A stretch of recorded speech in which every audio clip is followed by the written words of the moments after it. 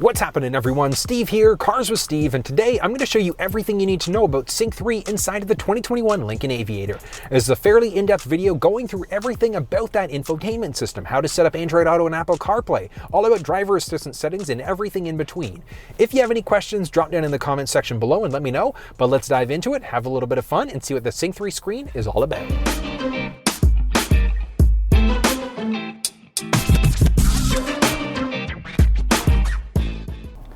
Now this is the Sync3 screen we're going to be met with when the vehicle's first turned on. So as of 2021, still on Sync3. Hopefully we're going to see Sync4 in the 2022 version of this thing. But taking a look, this is the home screen we're typically going to be met with. Now, for whatever reason, if you're not on the screen, we can just press the home icon in order to bring us back to this middle screen instead.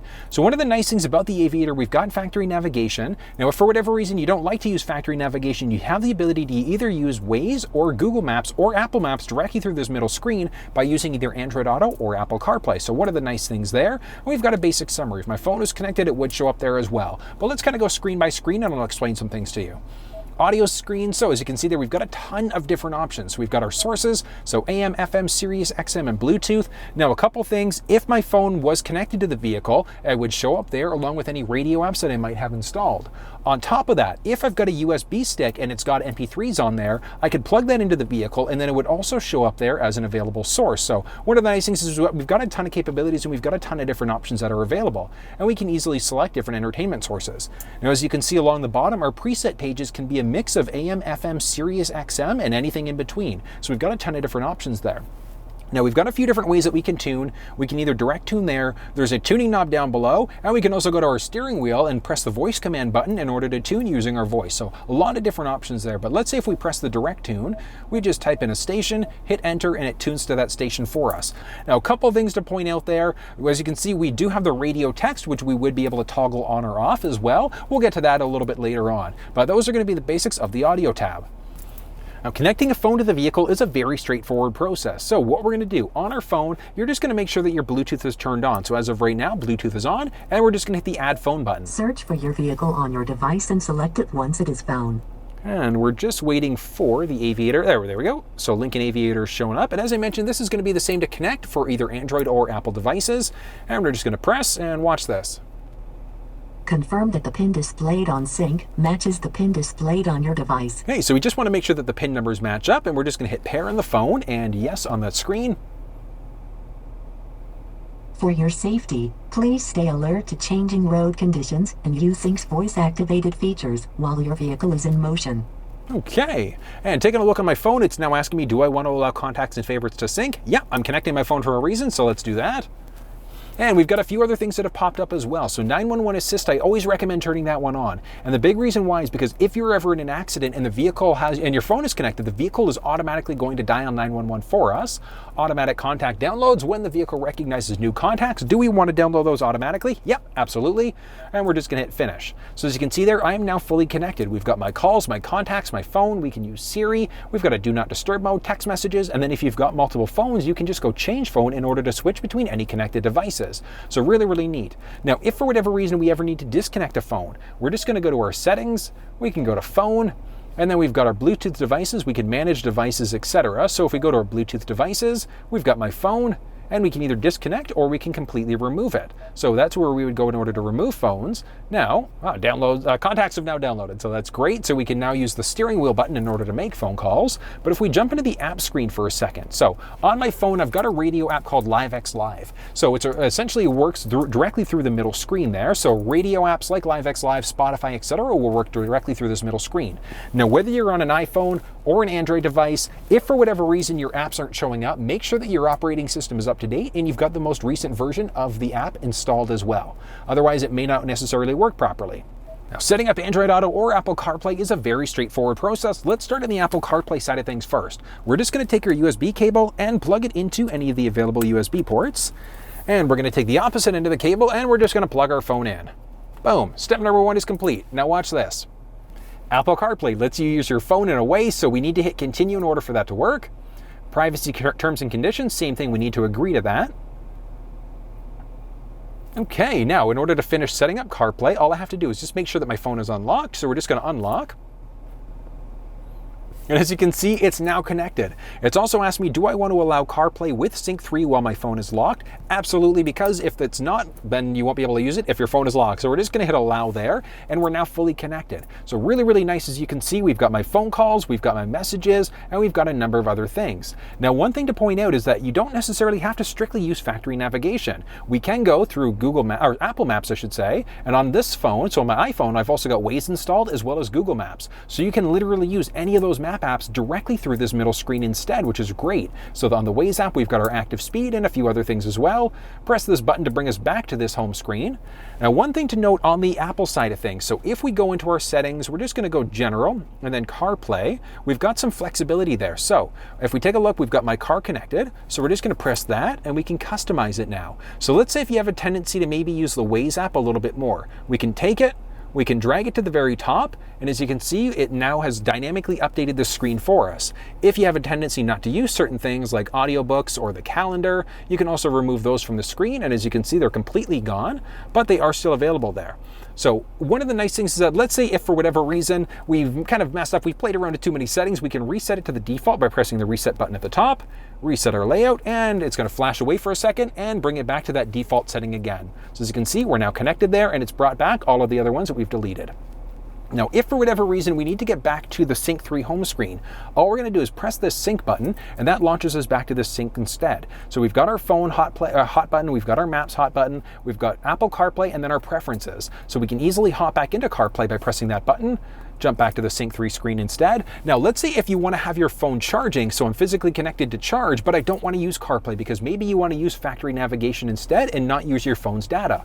All we're going to do is go to CarPlay preferences. We can either remove my phone or we can just toggle CarPlay off for a second.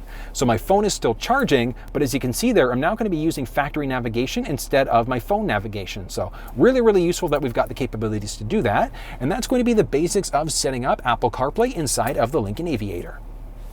Setting up Android Auto is the exact same process. We're just going to take our USB cable, same thing, plug it into any of the available USB ports, and we're just going to take the opposite end and exact same thing. We're just going to plug our phone in and watch this.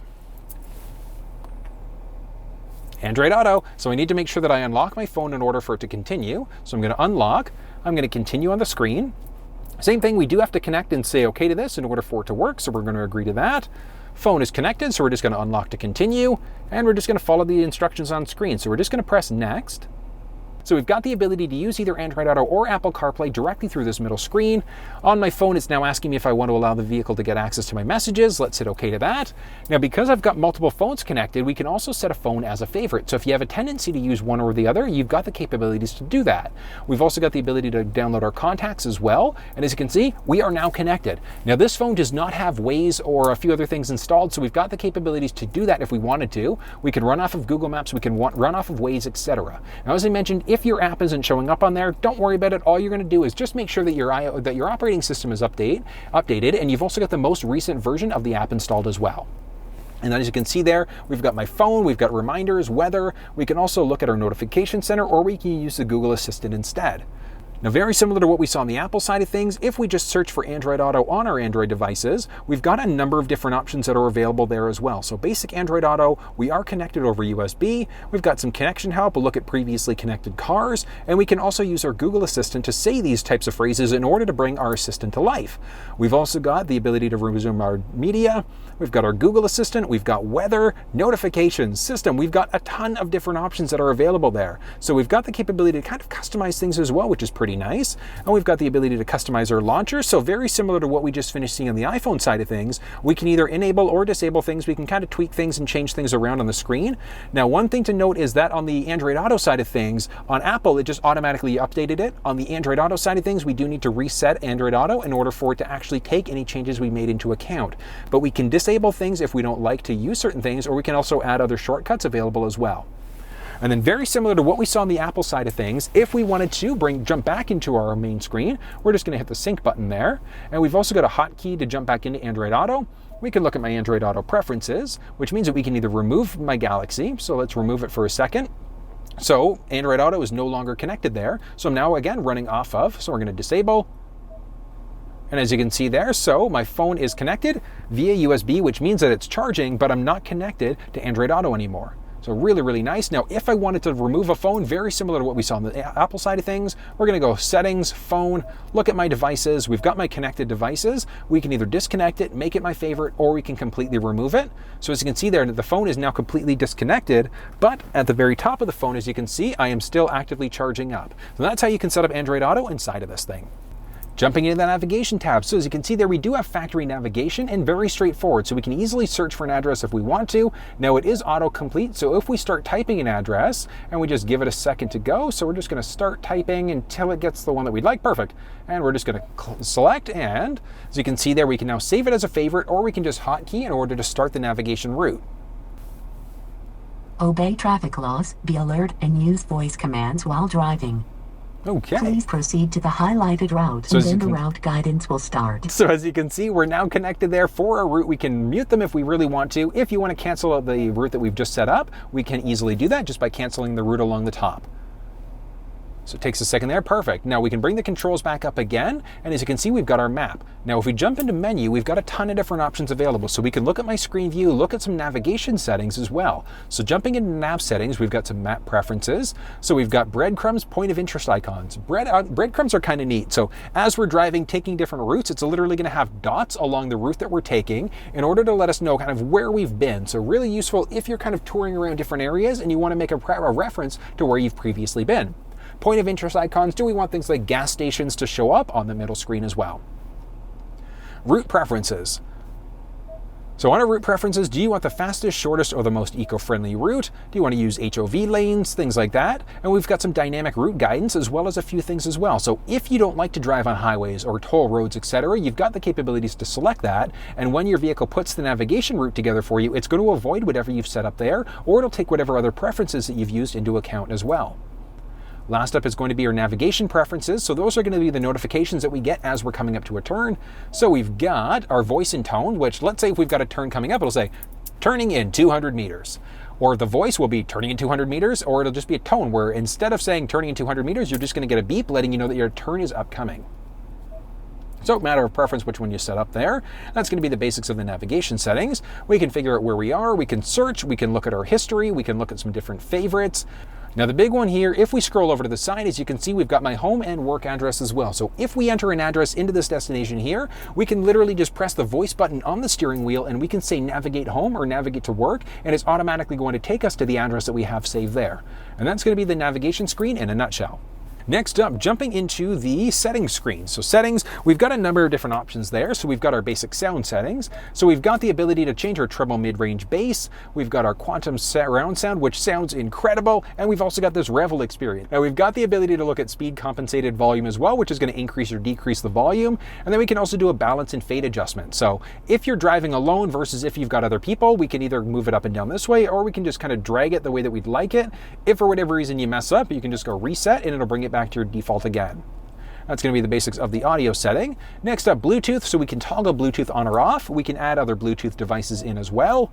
Looking at our radio tab. So radio tab, we've got a few options there. On preset pages, I always recommend going to the maximum. And here's why, because when we go to the max preset pages, now all of a sudden we've got up to 30 individual presets that we can save on this. So if you're a heavy user, you've got the capabilities to add in a ton of different stations. And as I mentioned, a mix of AM, FM, and SiriusXM. Jumping back to our audio settings again, so we've got our radio. Now one thing to note is let's actually go to audio and we're going to select SiriusXM for a second. Jumping back into settings, so it's changed out from radio to SiriusXM, so we've got a lot of other options there. We can look at different channels, we can do parental lockouts, we can do tuning to start, we can lock out certain channels, skip channels, etc. So if you're a heavy SiriusXM user, you've got some flexibility in what you can do and what you can listen to inside of the vehicle. And then going back, if we jump back into our audio settings again, bring ourselves back to either AM or FM, jumping into settings, it brings us back to the radio instead. Looking at some basic vehicle settings, so a ton of different options there. We've got 30-minute max idle, so when the vehicle is idling, it's going to shut off automatically after 30 minutes, or you can turn that off so that it's always on. Rear occupancy alert, watch this for a second.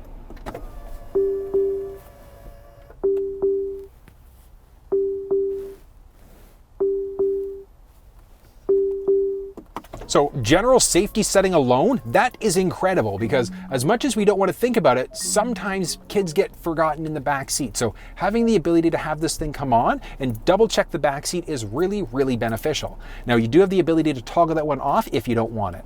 Easy entry exit, really, really neat. So with our easy entry exit on, when we turn the vehicle off, it's automatically going to back the seats up and lower them down so we can easily get into or out of the vehicle. My Key. The My Key one is an interesting one. That actually gives you certain limitations for a key fob. So let's say if you're lending your car out to somebody and you don't want them to go faster than 100 kilometers an hour, you can set that up. So you've got the capabilities to have certain limitations available on the key fob. Onboard modem serial number, very straightforward. We've got our alarm set up. So ask on exit. So what'll happen is when we turn the vehicle off, something's going to come up on that middle screen asking us if we want to have the perimeter alarm going, yes or no. And then we've got some different sensors. So either all sensors inside and out or just the perimeter sensors. Now, one of the nice things about all sensors is that let's say if you've got the windows rolled down and the vehicle's locked, if somebody reaches in, the alarm is going to sound. So that's really, really cool. I always recommend just keeping the all sensors on unless you've got a dog if you've got a dog in the vehicle with the windows rolled down. So definitely something to consider there. Remote start setup. As I mentioned, you've got the ability to remote start either through the key fob or through your cell phone, but we've got tons of flexibility there. So we've got the capability to activate remote start so we can turn it off if we never want remote start going. We've got some basics of climate control. So when we remote start, what happens? We can either let the vehicle automatically decide, or we can go to the last setting before the vehicle is turned off. Seats and steering wheel, same thing. Do we want the vehicle to automatically determine if the seats, heated or cooled seats, should come on, or the heated steering wheel, or is that just going to be off permanently? And then the duration of the remote start, is it going to last for 5, 10, or 15 minutes? Next up, we've got our windows. So we've got the ability to use the key fob in order to remote open or close the windows. Let's hop outside to see how that works. In order to roll down the windows using the key fob, it's a very straightforward process. All we're going to do is press the unlock button twice. On the second press, we're going to hold. So 1, 2, and hold. And down go the windows. We can release it as well. And in order to roll them back up, same idea. We're just going to press the lock button twice. On the second press, we're going to hold. So 1, 2, and hold.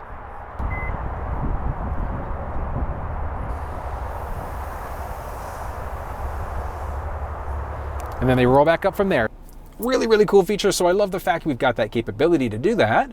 And jumping back, we've got a few other things. So wipers, courtesy wipe. What's going to happen is if we've got the windshield wipers going and then it stops with courtesy wipe turned on, it's going to go once more. So really, really neat. It's going to get rid of any sort of excess you might have on that windshield. Rain sensing wipers, when rain is hitting the windshield, it's automatically going to adjust the speed as necessary. And then we've got the wiper on when in reverse. So if we've got our front wipers going and we switch the car into reverse, it's automatically going to flip on that rear wiper for us as well. So definitely recommend keeping that one turned on. And we've got our power liftgate. So do we want to enable or disable the switch that's on the outside of the vehicle? And we've got some lighting settings. So lighting settings, we've got auto high beam. So with the auto high beam setting, what that's going to do is if the vehicle senses it's too dark, it's automatically going to turn on the high beams for us. If for whatever reason where our high beams are on and it senses an oncoming vehicle, it'll start to dim them before turning them off, and then it'll flip it back on again. So definitely recommend keeping that one on. Welcome lighting is going to be welcome lighting on the outside of the vehicle, so very useful for later on at night. Our adaptive headlamps, really, really cool. So with the adaptive headlamps is as you're turning, it's automatically going to follow the direction of the wheel as you go. And then our auto lamp delay, when we go to lock the vehicle, do the lamps stay on for 10 seconds, 20 seconds, or 120 seconds. We've also got our mirrors. So mirror settings, so we've got the ability to have them power fold in. So definitely recommend keeping the auto fold setting in there, because when we go to lock the vehicle, it's automatically going to turn those side view mirrors in for us. Door keypad code. So the door keypad code is going to give us the capability to get access to the vehicle if for whatever reason we don't have the key fob on us. So there is a 5-digit factory number that's going to be default, and we've got the ability to set up as many more as we'd like to. Let's hop outside for a second to take a peek what that looks like. Right, so looking in the outside of the vehicle there, so you can just kind of make it out there. We've got a series of different numbers there. So this is going to give us the ability to easily get inside of the vehicle if for whatever reason we don't have our key fob on us. So really, really nice. So you've got the capabilities to get inside of it. Now there is going to be a 5-digit factory number. That's going to be there as a default, but you do have the ability to set up an individual one if you'd like to. So if you've got ones that you prefer to use instead. So really, really neat. And we've got, as I mentioned, we've got the 5-digit factory number, and we can set other ones up if we'd like to. That's going to be the basics of our vehicle setting. Moving into our clock. So we can access the clock either that way, or if we're on the home screen, we can just press the clock along the top, and it's automatically going to launch us into our clock settings. We can either increase or decrease an hour or a minute, change between AM and PM. If you prefer the military time, so that 24-hour mode, we've got the capabilities to switch that out. Auto daylight savings time. So depending on the time of year, it's either going to spring us forward or it's going to fall us back an hour, depending on the time of year. And our auto time zone update. So if the vehicle recognizes we're going from the East Coast to the West Coast, we're changing time zones, it's automatically going to update it for us. If for whatever reason it doesn't update, we just hit reset clock to GPS time, and it's going to reset the clock depending on where we're located. Next up, moving into some phone settings. So phone settings, as you can see, we've got my phone connected. We would also go there to add a device if there are no devices that are currently connected. Driver assistant settings. So we've got a few different options there. Cruise control, we've got 3 different settings. So our normal cruise is exactly that. So that's just going to be your regular normal cruise control. So if you brake, you're going to have to resume your cruise control. With the adaptive, it's a set it and forget it cruise control. Let's say you set it for 100 kilometers an hour in the highway, vehicle in front of you slows down, yours is automatically going to brake. If they get out of the way or pick up speed again, it's going to pick you right back up to your set speed. Intelligent cruise control takes that to the next level. So it's all based around a tolerance level. So let's say if you've got the tolerance level as of right now set to 0 kilometers an hour. Obviously, folks down in the States, you'd see miles per hour instead. If the vehicle is in the adaptive cruise control mode and it recognizes the speed drops from, let's say, 60 down to 50, it's automatically going to decrease our speed for us. So it's a really, really great system. I do recommend keeping the intelligent cruise control on. Lane keeping system, same thing, works 3 different ways. The first way is going to be a little bit of a steering wheel shake, so an alert. So if we start to veer over into a lane without signaling, our steering wheel is going to shake almost as if we're running over rumble pavement. The aid, if we start to veer over without signaling, the vehicle is actually going to take over the steering wheel and it's going to recenter us and pull us back into our lane.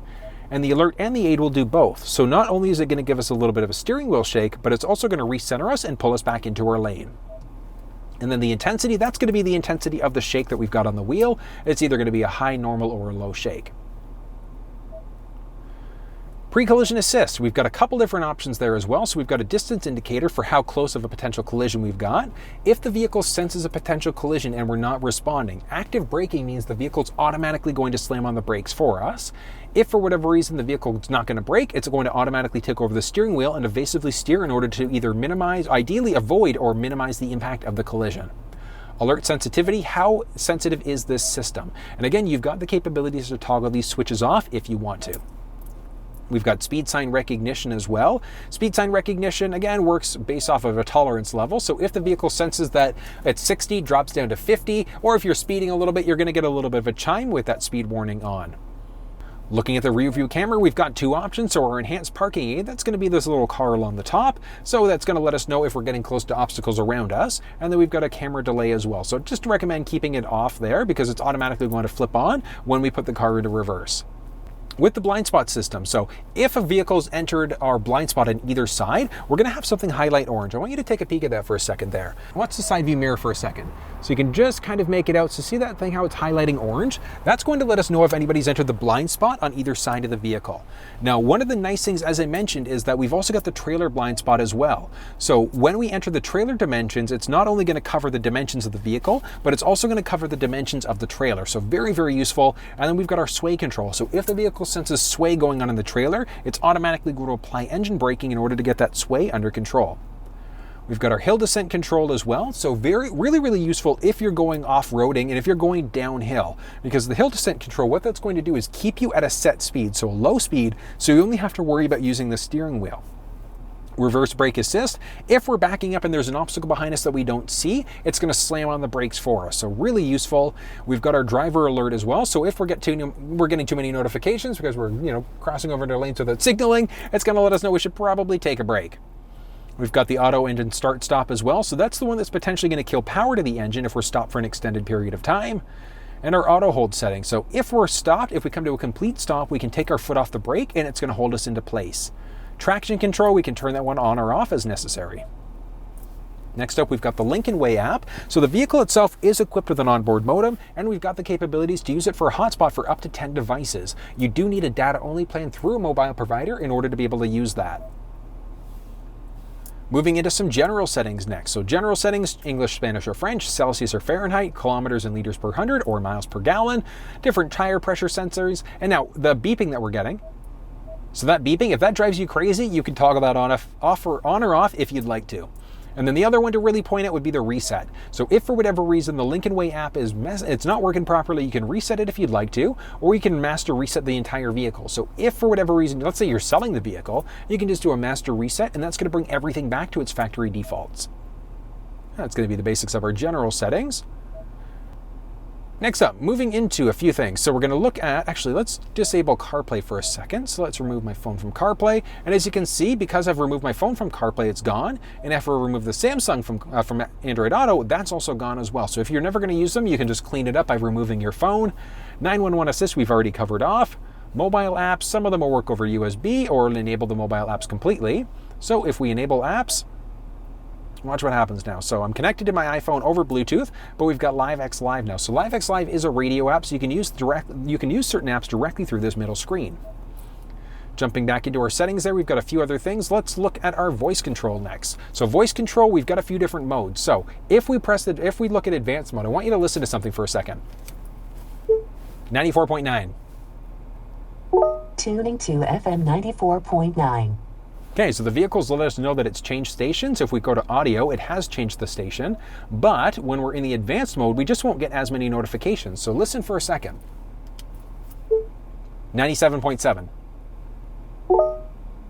Okay, we got no notification, but it's changed the station. So the advanced mode just means we won't get as many messages. Phone confirmation, do you want to call such and such person? Yes or no? And voice command list. So this command list that comes up when we press the button on the steering wheel, this is the command list. So whether or not that one comes up when you press the voice command button is going to be a matter of preference. Moving back, we've got our Wi-Fi automatic update. So I do recommend keeping automatic updates turned on and connecting to Wi-Fi at home. And the big reason why is because if the vehicle senses that there's an available update, it's automatically going to download it and install it for you. Our display, we've got a few different options there as well. So display as bright and as beautiful as this display is, some people might find it a little bit too busy. So if you find it too busy, you can turn the display off if you'd like to, button press to bring it back to life, or you can go for a calming screen instead. So the calming screen, we've just got our date and time, and then we can press to bring it back to life as well. Moving into our settings again, we've also got, so other display settings, we can change the background, change the brightness, and we've got a few different modes. So if we look at the nighttime mode for a second, let's let this load up. So it's got a beautiful, beautiful look to it. And we've got the difference. So the daytime mode, when we were in auto, it's automatically going to flip between the daytime or the nighttime mode, depending on how bright it is outside. So we're in the nighttime mode here. It should flip into the daytime in just a second. There we go. So that's the daytime mode. So just a little bit brighter there. Now, as we move into valet mode, so valet mode, we would enter a 4-digit number, and then that would lock out the screen for us. So if we're going to give the vehicle to a valet to park, we can just enter valet mode, and the vehicle will literally lock everything out. So they can't look at our phone, they can't look at any previously saved addresses, etc. So really, really beneficial, and it's a great general safety setting as well. Last up, we've got a few other things. So we've got some ambient light. So we've got a number of different places that ambient light is going to show up in the vehicle. We've got some basic options there. Moving back, so we've got our navigation preferences, which we've already gone through earlier. We've got some seat settings now. So the seat settings really, really nice. So we've got the capabilities to adjust our seat using those buttons on our side doors. But one of the nice things is that we can individually adjust them from the inside there. And we've also got a hot button press for the massage as well. So we've got our lower, upper rolling, a circular cushion, and a number of other things. If we want to turn the massage off and we're off this screen, we can hot press the button on the side in order to bring it back up. And we just press massage in order to turn it off and restore it back to whatever your default settings are there. Then we can just exit out of that.